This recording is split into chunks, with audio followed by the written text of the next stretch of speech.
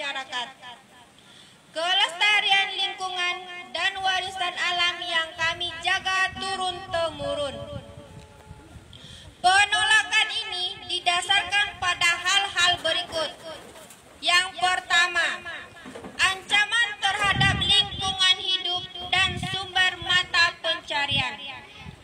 Sawajar yang dikenal sebagai kawasan pertanian dan perikanan yang bergantung penuh pada kelestarian alam. Proyek panas bumi berpotensi merusak kualitas air, tanah, dan udara yang secara langsung mengancam keberlangsungan pertanian dan kolam ikan masyarakat. 2. Kekhawatiran akan dampak kesehatan dan keselamatan warga. Aktivitas pengeboran panas bumi memiliki potensi menimbulkan polusi udara, getaran tanah, dan kebocoran gas yang berbahaya. Kami tidak ingin masyarakat kami sebagai korban eksperimen atas nama pembangunan. 3. Proyek dekat dengan pemukiman dan lahan produktif. Lokasi rencana proyek terlalu dekat dengan tempat tinggal warga serta lahan produktif yang menjadi sumber utama kehidupan. Hal ini bertentangan dengan prinsip pembangunan yang berkeadilan dan berkelanjutan.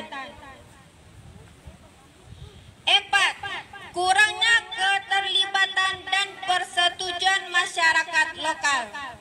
Sampai saat ini, proses sosialisasi proyek tidak berjalan secara transparan dan tidak melibatkan warga secara menyeluruh. Kami menilai proyek ini terburu-buru dan mengabaikan suara masyarakat. Oleh karena itu, kami menyatakan menolak dengan tegas segala bentuk kegiatan eksplorasi maupun eksploitasi geotermal panas bumi di wilayah Sawah Jariang Nagari Kotosani. Kami mendesak 1. Pemerintah Kabupaten Solo, pemerintah Provinsi Sumatera Barat, dan pemerintah pusat untuk membatalkan rencana proyek geotermal di wilayah kami. 2. Lembaga terkait untuk menghormati hak masyarakat, adat, dan lokal atas tanah dan lingkungan mereka. 3. Semua pihak untuk mengutamakan keselamatan warga dan keberlanjutan lingkungan hidup dalam setiap kebijakan pembangunan. Kami akan terus bersuara, berjuang secara konstitusional dan